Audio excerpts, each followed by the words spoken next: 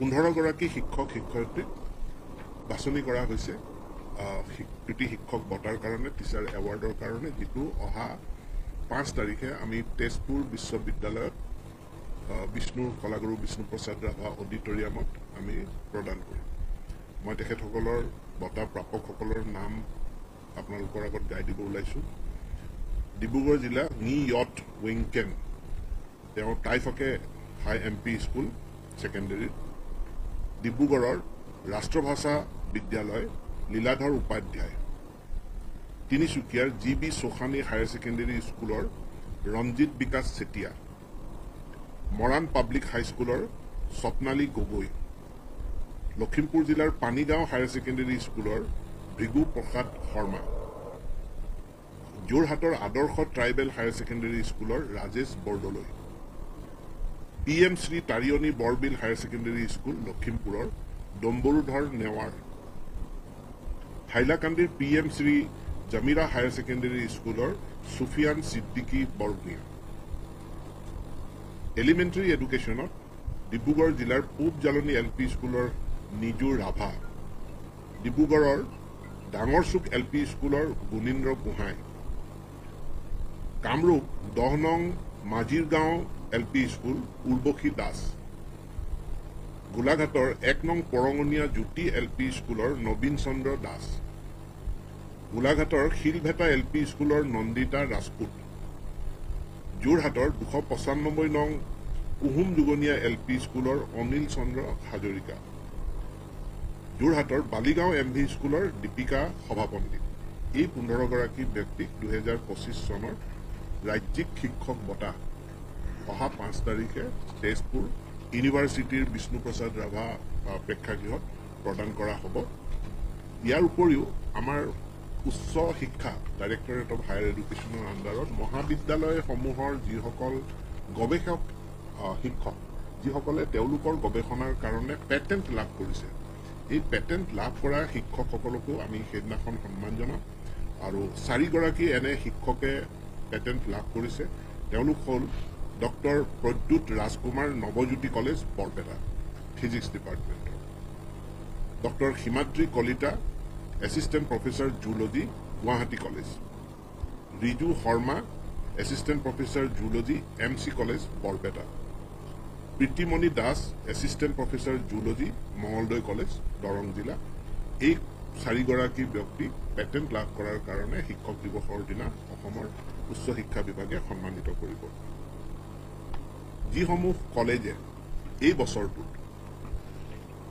বছৰটোত যিসমূহ মহাবিদ্যালয়ে নেকৰ এক্ৰিডিটেশ্যনত A গ্ৰেড লাভ কৰিছে, সেই কলেজখিনিকো আমি সেইদিনাখন সম্বৰ্ধনা জনাম। আমাৰ যথেষ্ট সংখ্যক মহাবিদ্যালয়ে নেক এক্ৰিডিটেশ্যন কৰাইছে, কিন্তু A গ্ৰেড পোৱা এইটো বছৰত, চলিত বছৰত, অৰ্থাৎ যোৱা 5 ছেপ্টেম্বৰ 2024 পৰা এতিয়া 5 ছেপ্টেম্বৰ 2025লৈকে 6খন মহাবিদ্যালয়ে A গ্ৰেড পাইছে। এই মহাবিদ্যালয় কেইখন হ'ল পাণ্ডুপ মহাবিদ্যালয়, প্ৰাগজ্যোতিষ মহাবিদ্যালয়, মঙলদৈ মহাবিদ্যালয়, মৰিগাঁও মহাবিদ্যালয়, গড়গাঁও কলেজ শিৱসাগৰ, দিছপুৰ কলেজ কামৰূপ। এই 6খন কলেজ তেওঁলোকক নাকৰ A গ্ৰেড পোৱাৰ কাৰণে আমি সন্মানিত কৰিম। ইয়াৰ উপৰি আমাৰ যিসকল শিক্ষকে NCCৰ তেওঁলোক NCCত অংশগ্ৰহণ কৰিছে আৰু NCCৰ এছ'চিয়েট অফিচাৰ হিচাপে কাৰ্যনিৰ্বাহ কৰিছে, আমি যোৱাবাৰো তেওঁলোকক উৎসাহ যোগোৱাৰ কাৰণে তেওঁলোকক সম্বৰ্ধনা জনাইছোঁ। আৰু NCCয়ে যিসকল ANক ৰিকমেণ্ড কৰিছে, আমি তেওঁলোককেই ইয়াতে সম্বৰ্ধনা জনাওঁ। তেওঁলোকৰ নাম মই আপোনালোকক গাই দিছোঁ। Major doctor Debajit Dutta 12 battalion Assam battalion NCC, তেখেত assistant professor political science Golaghat commerce college. Major Hafizur Rahman Mazar Bhuyan 3rd Assam battalion NCC, তেখেত assistant professor philosophy AL Choudhury college Hailakandi. Lieutenant Mallika Pegu from 60th Assam Girls Battalion NCC, তেখেত assistant professor political science KRB girls college Kamrup. Lieutenant Kalyani Konwar from 7th Assam Girls Battalion, assistant professor history, তেখেত city college Dhemaji. তো এই 4 গৰাকী ব্যক্তিক NCCৰ বাবে associate NCC অফিচাৰৰ হিচাপে তেওঁলোকক আমি সম্বৰ্ধনা জনাম। ইয়াৰ পাছত মই টেকনিকেল আমাৰ এডুকেশ্যন ইঞ্জিনিয়াৰিং কলেজ আৰু পলিটেকনিকসমূহৰ পৰা যিসকল ব্যক্তি তেওঁলোকে পেটেণ্ট লাভ কৰিছে সেইসকল শিক্ষককো আমি সম্বৰ্ধনা জনাম। ডক্টৰ গুণজিৎ কলিতা, তেখেতৰ 3টা পেটেণ্ট আছে। Associate professor, department of computer science engineering, তেওঁ অসম ইঞ্জিনিয়াৰিং কলেজৰ। তেখেতক আমি সেইদিনাখন পেটেণ্টৰ কাৰণে সম্বৰ্ধনা জনাম।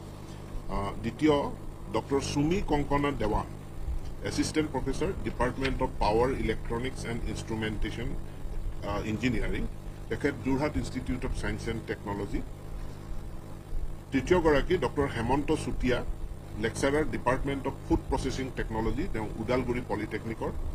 আৰু doctor Manoj Baruah, 4 number doctor Biswajit Shyam, assistant professor, Dhemaji engineering college.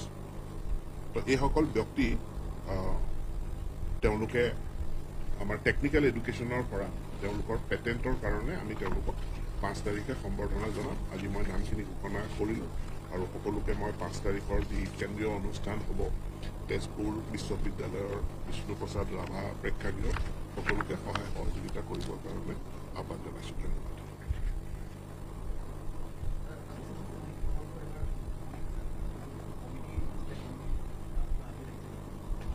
এই বিষয়টো জটিল আৰু কমিটিৰ পৰা আমাৰ কোনো ৰিপৰ্ট অহা নাই, চৰ্চা চলি আছে।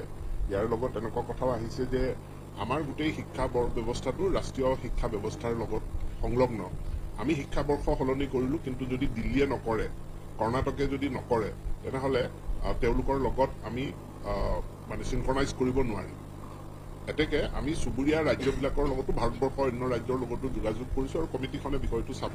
কিন্তু অহা বছৰতে এইটো শিক্ষাবৰ্ষ ইমান খৰতকীয়াভাৱে সলনি হ'ব বুলি মোৰ মনে নধৰে। কিন্তু তথাপিতো আমি কমিটিৰ ৰিপৰ্টলৈ আমি বাট চাম।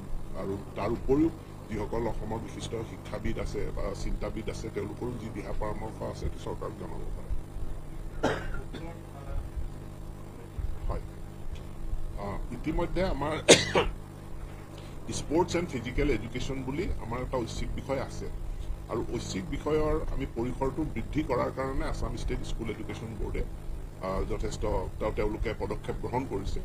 আৰু ফুটবল যিহেতু অসমত যথেষ্ট জনপ্ৰিয় আৰু ফুটবল একাডেমিও বহুখিনি গঢ় লৈ উঠিছে, গতিকে ফুটবলৰ কাৰিকুলামটো আমি এই একাডেমি প্লাছ আছাম ফুটবল এছ'চিয়েশ্যনৰ পৰা বিচাৰিছোঁ আৰু সেইটো পোৱাৰ পাছত আমি তাক ঐচ্ছিক বিষয় হিচাপে অন্তৰ্ভুক্ত কৰিম।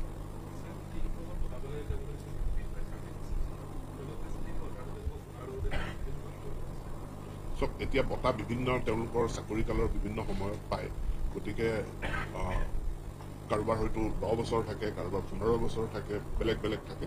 গতিকে আমাৰ ইয়াত খুব বেছি জটিলতা একো নহয়। যেতিয়াই ৰিটায়াৰমেণ্ট আহে, অহাৰ লগে লগে কৃতি শিক্ষক তেওঁলোকেও এইটো প্ৰচেছটো আৰম্ভ হৈ যায়, এবছৰৰ এক্সটেনশ্যন লাভ কৰে।